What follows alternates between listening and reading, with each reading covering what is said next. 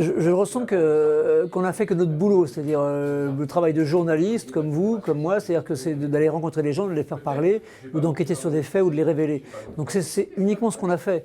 Après, ce qui change, ce sont éventuellement les conséquences. C'est-à-dire qu'en écrivant ainsi sur le président de la République, on savait que derrière il y aurait des conséquences, qu'il y aurait par exemple des procédures judiciaires, c'est en cours, contre nous, contre lui, mais qu'il y aurait aussi des conséquences politiques, c'est ce qui se passe aujourd'hui par rapport à lui, et enfin ce qui aurait des conséquences, mais ça c'est moins important sur notre travail à nous, c'est-à-dire que derrière, il sera compliqué pour nous d'avoir des accès à différentes sources, différents hommes politiques, etc., parce qu'ils vont se méfier. Certes, mais c'est notre travail, aller au bout des choses. Ça aurait été absolument génial. Et en même temps, enfin d'aller au bout du quinquennat, et en même temps, on se dit, bah, finalement, on ne sait pas encore quand on finit ce bouquin, en septembre 2016, on ne sait pas encore s'il va être candidat.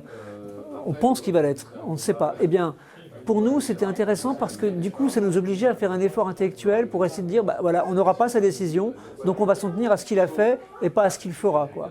Donc c'était quelque part un effort intellectuel à faire. Et ce qui était frustrant, on va dire le plus frustrant, c'est qu'on avait enregistré plus d'une centaine d'heures de conversation avec lui et qu'on en a utilisé 40%, 45%. Et donc on n'a pas utilisé tout ce qu'on voulait. Et pourtant c'est déjà un gros livre, mais on aurait aimé en faire encore plus. Et peut-être qu'on fera autre chose du coup, parce que c'est vraiment un gros livre, mais il y a encore d'autres choses à raconter.